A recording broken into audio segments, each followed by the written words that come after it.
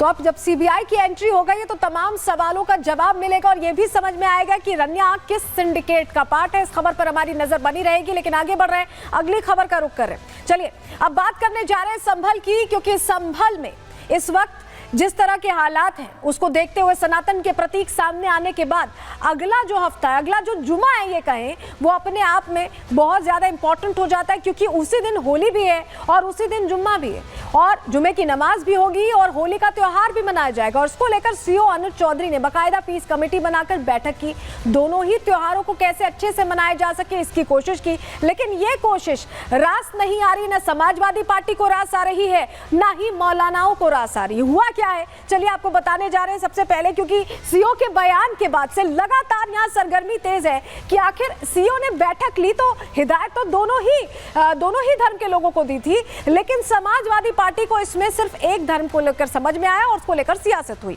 संभल के सीओ के बयान पर सियासत इस वक्त बहुत तेज है। होली पर शांति बनाए रखने की अपील की थी सीओ अनुज चौधरी ने, रंग से परहेज है तो घर ही रहें ये कहा था, और जुमा 52 बार आता है साल में और होली एक बार आती है, ये उन्होंने दोहराया था पीस कमेटी की बैठक में। अनुज चौधरी के बयान पर सपा नेता अब खफा हो गए, नाराज हो गए।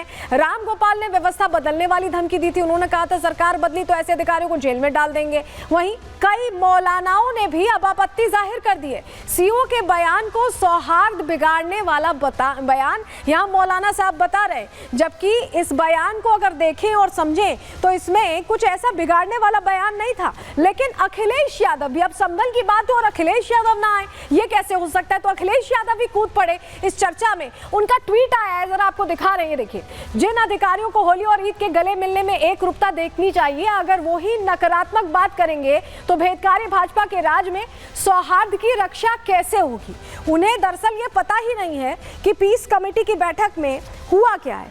उन्होंने फटाफट जैसे ही संभल को लेकर चर्चा तेज हुई एक ट्वीट कर दिया, तुष्टीकरण की राजनीति के लिए उन्होंने फटाफट से ट्वीट कर दिया। लेकिन जरा आपको बताते हैं कि सीओ अनुज चौधरी अगर कोई कोशिश करते हैं तो वो विरोधियों को पसंद क्यों नहीं आते हैं, वजह क्या है?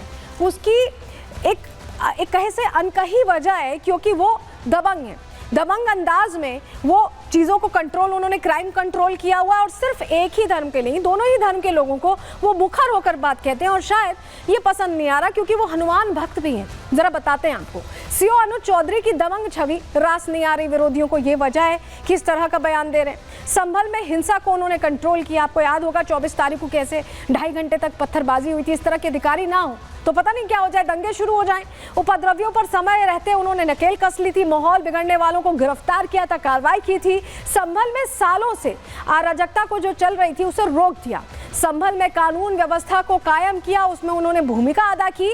कट्टरपंथियों के खिलाफ खुलकर बोलते रहे हैं और अनुज का ये बेबाक अंदाज समाजवादी पार्टी को क्या रास नहीं आ रहा, ये प्रश्न है। कट्टरपंथियों की आंखों की ऐसे में क्या अब वो किरकिरी बन गए, क्योंकि वो लगातार अपनी बात रखते हैं, खुलकर रखते हैं और दोनों समुदायों के सामने रखते हैं, लेकिन इसके बावजूद वो इस तरह की बात कर रहे हैं। चलिए जरा आपको दो तस्वीरें दिखा रहे हैं। दो तस्वीरें देखने इसलिए जरूरी है क्योंकि आपको समझ में आएगा कि समाजवादी पार्टी को क्यों पसंद नहीं है। ये देखिए, जब मंदिर मिला 46 साल बाद, जब मंदिर के कपाट खोले गए तो अनुज चौधरी को आप देख पा रहे हैं, वो पुलिस अधिकारी के साथ पूरी तरह से उस मंदिर को खुद से हाथ से सफाई कर रहे हैं। उनकी वो आस्था है, उनकी वो श्रद्धा है। दूसरी तस्वीर, किष्किंधा रथ यात्रा में उन्होंने गदा थामी थी और तस्वीर खूब वायरल भी हुई थी, आपने पहले भी देखी होगी। लेकिन इन्हीं तस्वीरों की वजह से सनातन के प्रति उनका जो झुकाव है, उसी की वजह से उन्हें ऐसे जज करने की वो कोशिश कर रहे हैं। लेकिन कानून व्यवस्था बनाए रखने के लिए उनकी जिम्मेदारी है। तो इसमें उन्होंने क्या अलग किया अगर उन्होंने अपील कर दी या पीस कमेटी की बैठक में अगर वो शामिल हो गए? लेकिन क्योंकि ये तस्वीरें उनकी पहले देख चुके होंगे विरोधी, और ऐसे में उनकी अपील को भी अपने अंदाज में देखा। जरा आपको बताते हैं, जानकारी आपको देते हैं। देखिए, इस बार होली और जुमा एक ही दिन है और संभल जिला संवेदनशील बना हुआ है। प्रशासन के सामने शांति बनाए रखने की चुनौती है। सीओ अनुज ने शांति बनाए रखने के लिए ही बयान दिया। उन्होंने कहा कि रंग से अगर परहेज है तो घर में नमाज पढ़ें, नमाजियों के बीच उपद्रवी आ सकते हैं। उन्होंने शक जाहिर किया था इसका 24 नवंबर को बाहर से ही, क्योंकि उपद्रवी आए थे और किस तरह की स्थिति संभल की हुई थी ये हम सब ने देखा है। हिंदू पक्ष को भी सीओ अनुज ने समझाया था, सिर्फ मुस्लिम पक्ष को नहीं। ये सुन ले समाजवादी पार्टी की क्या कहा था। उन्होंने कहा कोई रंग से बच रहा है तो रंग ना डालें। सीओ के बयान से सिर्फ विपक्ष और मौलाना परेशान है और वो बयान का वही हिस्सा सुन रहे हैं, समझ रहे हैं जो उनकी फायदे की राजनीति के लिए है और यही वजह है कि इस तरह की बात कह रहे हैं। लेकिन उनकी नीयत साफ है, उन्होंने दोनों समुदायों से अपील की है और क्या अपील की है ये हमने आपको बताया। अब आप समझिए कि कैसे राजनीति के लिए राजनेता किसी की अपील को भी अपने हिसाब से ढाल देते हैं और उस तरह से बात रखते हैं। लेकिन एक फॉर्मूला तैयार किया गया है कि संभल में इस बार जब होली मनाई जाए, इस बार जब जुमे की नमाज रमजान के दौरान हो तो कोई दिक्कत ना हो। क्या फॉर्मूला है? संभल में शांति बनाए रखना प्राथमिकता है और प्रशासन ने जिले में इसके लिए शांति बैठक की, पीस मीटिंग की है। हिंदू और मुस्लिम पक्ष के लोग भी शामिल हुए हैं। 14 मार्च के लिए 50-50 वाला 50-50 वाला फॉर्मूला तैयार किया गया है। होली का जश्न दोपहर 2:30 बजे तक रहेगा और 2:30 बजे के बाद ही जुमे की नमाज होगी। ऐसे में 50-50 फॉर्मूले पर दोनों पक्ष राजी हो गए हैं। तो आप ये भी समझिए कि यहाँ जो हिंदू पक्ष है या मुस्लिम पक्ष जो समुदाय हैं उन्हें कोई दिक्कत नहीं है। दिक्कत राजनेताओं को अपनी राजनीति के लिए हो रही है। हमारे सहयोगी की रिपोर्ट देखिए। आप देखेंगे कंस्ट्रक्शन का काम बहुत तेजी से चल रहा है। ग्राउंड फ्लोर लगभग तैयार है। फर्स्ट फ्लोर पर जो लेंटर डला हुआ और सेकंड फ्लोर पर जो टावर लगाने का काम है वो संभवतः यहाँ पर बहुत तेजी से किया जा रहा है। एसपी खुद यहाँ पर पहुंचे, निरीक्षण इस पूरी चौकी का किया और जो जानकारी उन्होंने दी वो बेहद हैरान कर देने वाली कि सत्यव्रत चौकी को सिर्फ एक पुलिस पोस्ट के तर्ज पर नहीं देखा जाएगा बल्कि जिला कंट्रोल रूम भी यहाँ पर स्टैब्लिश किया जाएगा और उसकी एक झलक हमें यहाँ पर मिली। आप ये देखेंगे, ये PA सिस्टम इसको बोला जाता है, पब्लिक अनाउंसमेंट सिस्टम, वो इस चौकी में इंस्टॉल किया जाएगा। तो आप इसमें देखेंगे एक बड़ा सा पोल है और पोल के आगे आपको स्पीकर्स लगे हुए नजर आ जाएंगे। जब इस PA सिस्टम को यहाँ पर खड़ा कर दिया जाएगा, इंस्टॉल कर दिया जाएगा, तो इस चौकी से कोई भी पुलिसकर्मी कुछ भी बोलेगा तो उसकी गूंज इस पूरे इलाके में सुनाई देगी। क्योंकि अमूमन देखा गया 24 नवंबर को जब हिंसा हुई तो विवादित इमारत जिसे शाही जामा मस्जिद बोला जा रहा है उसके आसपास बड़ी संख्या में लोग इकट्ठे हुए। उनको डिस्पर्स करने के लिए ऐसी सिचुएशन अगर भविष्य में होगी तो आप इस PA सिस्टम का महत्वपूर्ण रोल होगा। तो देखा आपने, कंट्रोल रूम भी बाकायदा एस्टैब्लिश किया जा रहा है जिससे कि जो होली का त्योहार है, रमजान के महीने में सब कुछ शांतिपूर्ण तरीके से हो। लेकिन शायद ये कोशिश विरोधियों को, समाजवादी पार्टी को पसंद नहीं आ रही। रिपोर्ट आपको दिखा रहे हैं।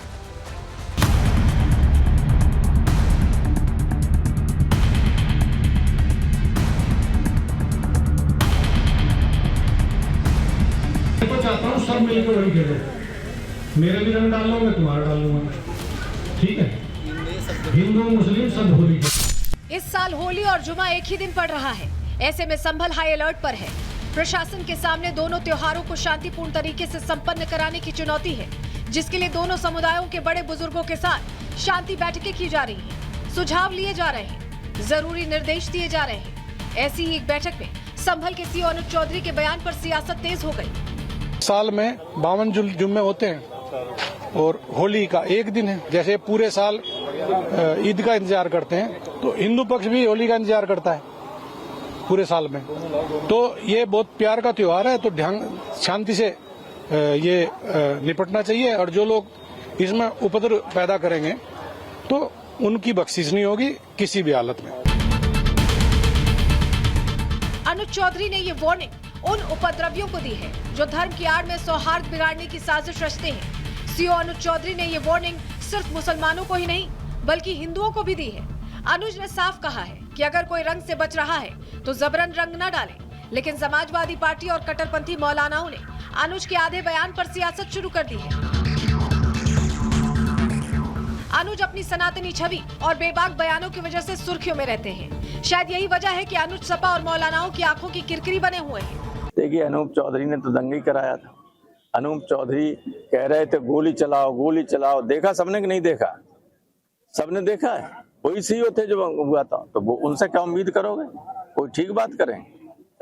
जब कभी व्यवस्था बदलेगी तो ऐसे लोग तो जेलों में रहेंगे। संभल CO साहब के लगातार जिस तरह से बयानात आ रहे हैं, उनके मेरा मशवरा ये है कि अब उन्हें नौकरी छोड़ के और जो है वो जब वो राजनीति ही कर रहे हैं तो उन्हें राजनीति में ही आ जाना चाहिए।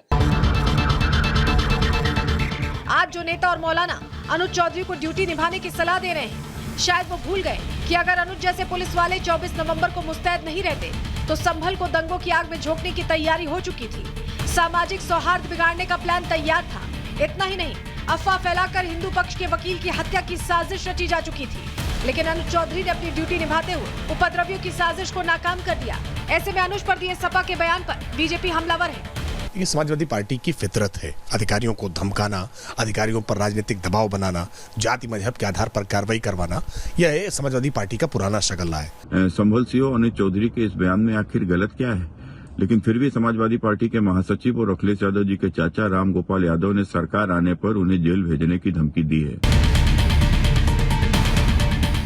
सीएम योगी और प्रशासन की प्राथमिकता है कि संभल में शांति कायम रहे, इसलिए प्रशासन हर मुमकिन कोशिश कर रहा है। पीस कमेटी से चर्चा हो या सुरक्षा बलों की तैनाती, सोशल मीडिया की निगरानी हो या अफवाहों पर लगाम लगाना, हर मोर्चे पर यूपी पुलिस तैनात नजर आ रही है। जिस टावर का जिक्र संभल एसपी भी कर रहे थे, वो टावर आप ये देखेंगे, इसको पूरे तरीके से इंस्टॉल किया गया है और तमाम जो इक्विपमेंट्स हैं वो इस टावर पर लगा दिए जाएंगे ताकि निगरानी अच्छे से की जाए। देखिए, चौकी की दूसरी मंजिल पर है डिस्ट्रिक्ट कंट्रोल रूम, इसको बनाया जाएगा।